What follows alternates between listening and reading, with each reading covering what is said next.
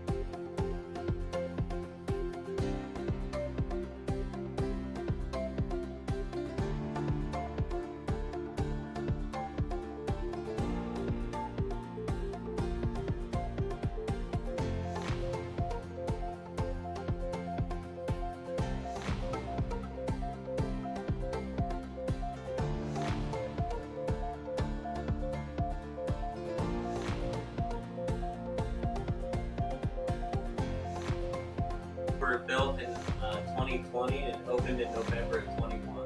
Oh. So they've been here since then, yeah. And so it's one block of the town the way it would have looked in roughly 1830, so that people would see what the town was like. Because the residents burned their own town down during the town, so there was nothing here. So about 800 people lived here when they burned their town down. Only about 20 people came back, and all they found were burned out fireplaces. And this is what this represents. And you see, you're kind of following all the kids around, right? So we have a school tour today. So I teach them about printing on the frontier and what it was like, and how did a printer make money, and those kind of things. So that's what I do. Oh, so okay. This is a real operating wood press. We use it a lot for printing things for events that we have and stuff like that. So use it quite a bit.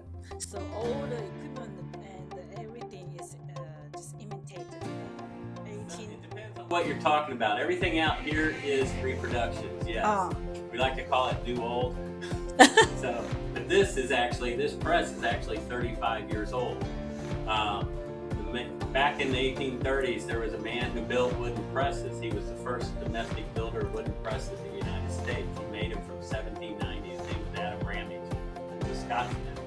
And he built wood, and then they transitioned from wood to cast iron. So if you've been inside, you saw the cast iron press inside, right? Mm-hmm. That press is actually an authentic press from 1840. It's not authentic to this site, but it's an authentic press, and it works too. And I print on that press from time to time, just like I do on this one, depending on what story I'm telling on what day. This is a replica because out of all the wooden presses Adam Ramage made, he made around 650 parts. One is in the Ford Museum in Michigan, and it's not on display, you can't see it. The only other one is in Vincennes, Indiana. So way back in 1989, 1990, there was a collector up in Little Rock who wanted a print. This is an exact replica, the one in Vincennes, Indiana. And then he had it built, and then when he heard in 2020 that we were going to be opening a part of this town and have a printing shop, and we teach kids about it, and we allow kids to print. So every time I have a class come through, I choose one child, and they get to help me print on this printing press and actually use it. So. Yes, there's only about 6 or 7 operating wood presses in the United States. Mm-hmm. This is the only one in Texas. Can you process? Yeah, how it works? Yeah, I can show you real quick. So this is the paper we use. It's made from cotton rags. It's dry right now, but I wet it in the mornings. We have such low humidity today, it's dried out. But I wet it in the mornings, and it's real flimsy. It's almost like a cotton t-shirt coming out of the washing machine, what it feels like. Mm-hmm. You feel how thick it is. You feel a little bit of dampness. You feel a little dampness in it, but it's What is this material? Wood? From wood? Cotton rag. Oh. Literally made from cotton rag. That's how it's made. It goes in the press like this. Just like so. And then I put the ink on. you want a better picture, you can stand over here. This is what I call a paparazzi point. Okay. I do about 4,000 school kids a year, so I see lots of pictures. So I take the ink. It doesn't take very much. The ink is made from lampblack and oil, just like it was back in the day. That's how they made it. They would collect lampblack and mix it with linseed oil and boil it. That's how they printed it. That's how they made the ink back then. I drop this down, turn it under like so. Pull the devil's tail, that's what this is called. Push it back. I spin it back out. And lo and behold, as they would say in the Dark Ages, magically words appeared on a piece of paper. There you go. That's how it's done.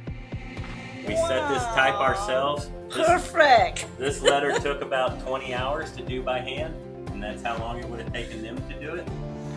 All the letters are over here in these cases. These are called type cases. So all the capital letters are up here, all the little letters are down here. So over the history of time, that became known as uppercase letters and lowercase letters. It literally means it came from the uppercase or the lowercase. These boxes are called sort boxes. So another famous saying is somebody put the letter in the wrong place, it was out of sorts. So nowadays we think of the term out of sorts. Your elevator doesn't go to the top, you're not quite all there in the head, right? This is like a letter N. This is what the standard size for a newspaper was. That's how tiny it is. See how little that is? Type it like that every day. The letter we just did is that size. It's the same size as that. Very small. Yeah, very small. Then we have these things called devil's letters. Back in the days, printing press was invented by the Gutenberg people in Germany in the 1450s, right? And so most people who worked in the printing press couldn't read, couldn't write. Just a couple of people knew what was going on. So the printers often didn't know what it was. And even the guys doing the composing. So the editor would handwrite out what he wanted to have printed, and he'd give it to the guy standing here, and he's picking these letters out. And he puts them inside this. This is called a composing stick. You had to do 350 to 500 letters per hour. That's how fast you had to be able to do it. Wow. Okay? But letters are hard to read, as you just saw, right? So they had these 6 letters that they call devil's letters. So when we print on a printing press, we do it backwards. It's right to left, and also all of our letters are flipped. So the vertical legs on a B and a D, when they're flipped, I can't tell whether I'm holding a B or a D. It's in Q's. When you flip them, it's hard to tell. And then the last 2 letters, the devil's letters, are M's and U's. They flip this way. So I bring that home to kids by showing them this. This is a 42 point. So what letter do you think that is? O? It's O? No. O P? Okay, now what letter is it? P. No, it's still not P. Oh, really? No, this is a Q. Q. Yes. Can I see? There's one piece of type. If you're not paying attention, you see 4 different letters. Oh, yeah, So nice. imagine looking at letters this small. That's what you have to do to be able to tell the difference. So they handwrite it out. This guy puts it in there. He puts it in a frame like this called a case, which is what you see on. And then the letters are locked in with these. These are called coins. And see how they're shaped like a wedge? So the way it locks in, it goes like this. It sits up here like this. So you twist it with a tool, and that wedge shape locks those letters in. That's how that works. These are called coins. And that's how they did it back in the day. Wow, so Okay. cool. Yeah. Yeah. Well, I'm out here about twice a week. When we have school tours, like this week, we have school towers. We have school tours Wednesday, Thursday, Friday.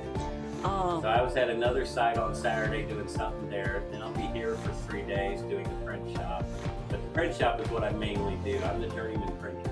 So this is what I mainly do. I take care of both printers. Y'all have a good day. You too. Thank you. 走出印刷店，刚好有一群学生校外教学，停留在某夫旅社，城市镇上最热闹的地方之一。该旅社在短暂营业后改为寄宿公寓、饭馆和服务中心。现在我们走到的是主日学校，这是镇上最早的建筑之一，由Joseph Pilgrim经营，也是德州第一所浸信会主日学。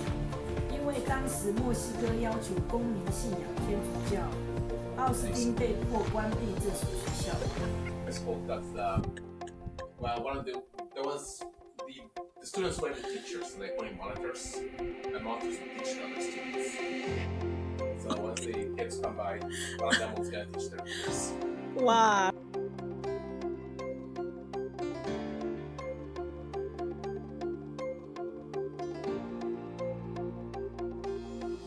There are textbooks, but it's for the monitors to use, not for the students.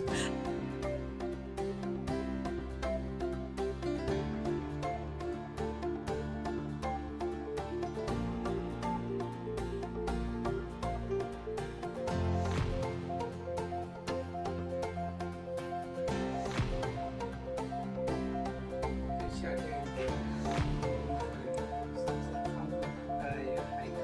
对，很凉哦。对呀。So this is for PE class, right? For PE class. It's not for exercise. It's more for fun day. Oh, so funny. You have the open snake where you will Yeah. So people would be tossing their ring back and forth to the sticks. You work here, Valentine? So every day? Every day, like Monday, Tuesday to Sunday. So cool, cool job. Print shop is a volunteer. Yes, he is. Yeah, he's one of our frequent volunteers. Yeah, there's 3 of us who are the educators, and then we have also a lot of volunteers. So how many, kind of like simple. One is a print store, this one is Sunday school. It's school and Oh, Sunday school. And what else? then you have the big building is the hotel. The small cabin next to it is the kitchen. And you have behind me is the courthouse. And the building behind that's called the immigrants cabin. So that shows how a small dwelling place looks like in the town. 林老师在问他对面的考古屋样本屋见了。Yeah, the Piper cabin. Right. Oh, the one inside the museum, you mean? Oh, yeah, they're going to demolish it because it's falling apart. But it was that's not an original cabin. I know. That bar.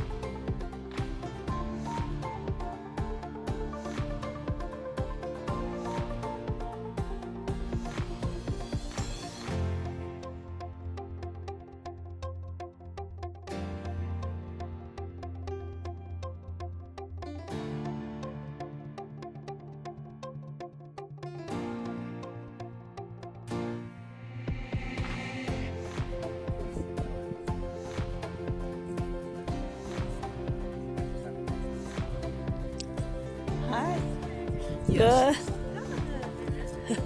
we have our cannon here, which would have been here in town. And we have some school kids that you've probably seen today too. And they're getting to learn all about the town, all about the community, and also how the cannon is founded. This cannon. So 1820s and 1830s is what we're talking. So about 200 years ago for this cannon. It's for Mexican Texas. So Texas is still part of Mexico at that point, but Texas does declare independence in this time too. So same Oh, size. yeah. 那一元的。 Yeah, very similar. Okay, thank you.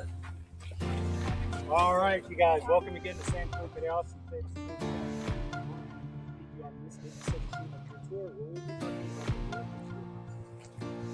So here, real quick, you can tell me what you're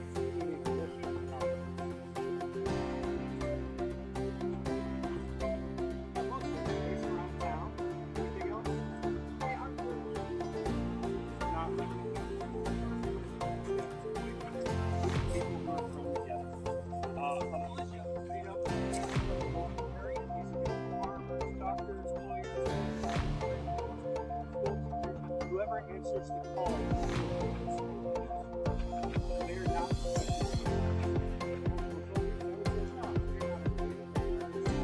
They're equipped by the government, weapons, uniforms, and they're folks who make policies. These are the folks who tell you what to do and how to do it. They're also paid.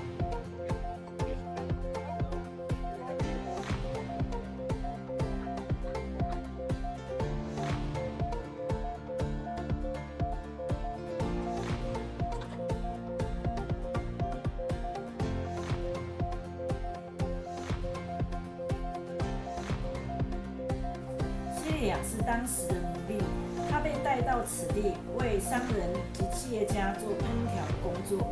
这里能够制作大量的餐食，还有烘焙的面包。可以看得出来，叙利亚也是睡在厨房当中。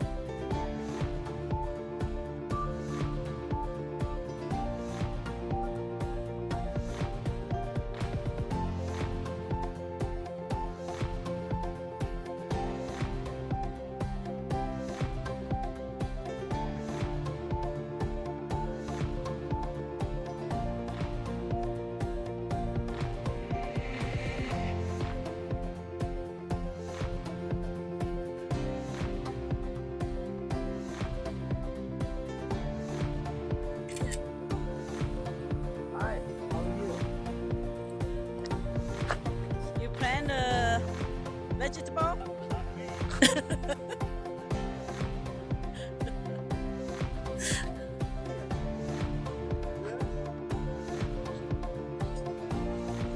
Tree called the Texas fig tree.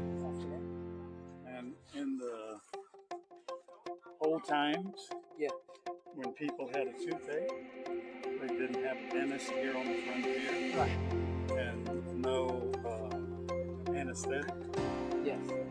They learned from the Native Americans that if you take this tree, if you take the bark off, you have inner bark, chew it in your mouth, and put it in your mouth. Oh, so that will make you numb and don't feel it? Natural anesthetic. Oh, Nature left. cool. Go now. In a place like this, no dentist, no barber, just relaxing your Oh. If you have this tree, down this forest,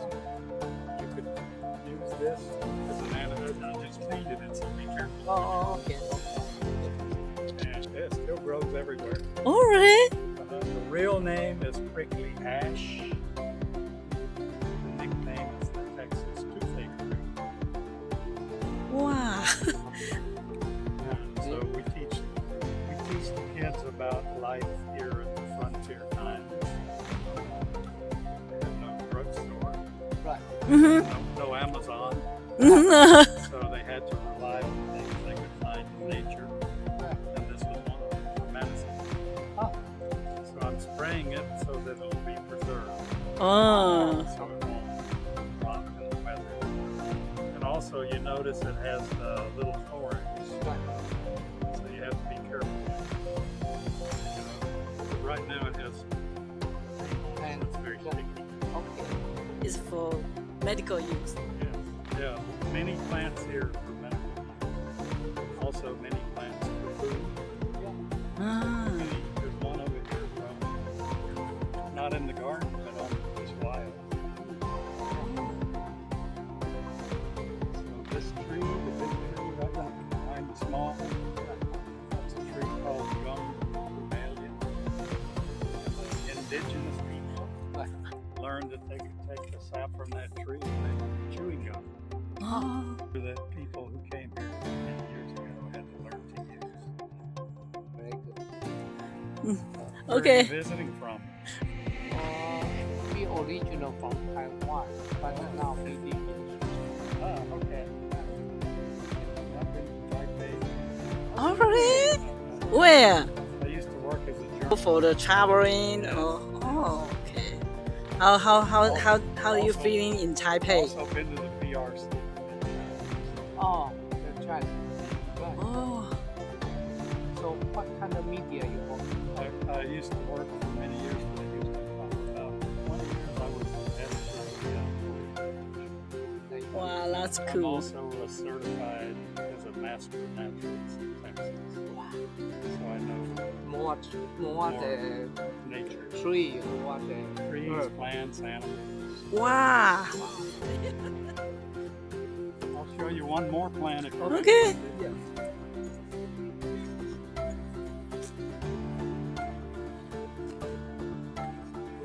It's called Yaupon holly. Y-A-U-P-O-N. Yaupon. And when the first people came here, no coffee. Coffee does not grow in North Right, America. right. So this is the only natural source of caffeine in North America. Oh, really? You take the leaves. The berries are poison. Don't eat the berries. It's like the berries. Okay, but But if you take the leaves Oh. and roast them on a cookie sheet in your oven, just like Starbucks does its coffee beans, light, medium, or dark. Light, medium, or dark. It makes a tea. This 1 cup of this tea has the same caffeine as 1 cup of Starbucks. wow, thank you. And you know the drink Red Bull, energy drink. This was the first Red Bull because the Native Americans learned before a battle, the warriors drew a pot of this and drink it. Didn't have much in it. Wow, so cool. About the coastal people, where they get salt. Salt in Texas, particularly between those many salt mines. Right. Salt. Or in some cases you could go to the Gulf of Mexico. Seawater.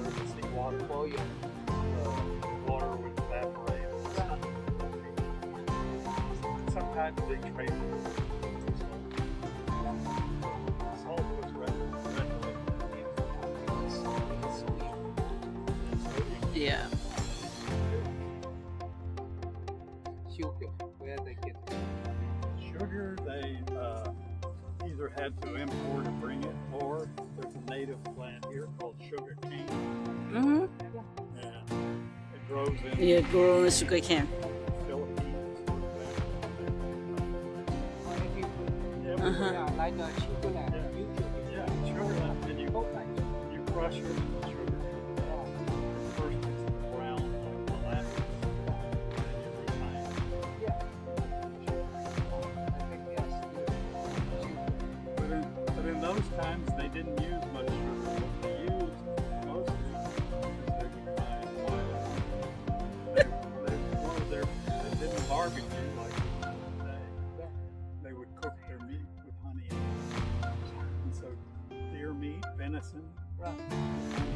That was their version of Barbie.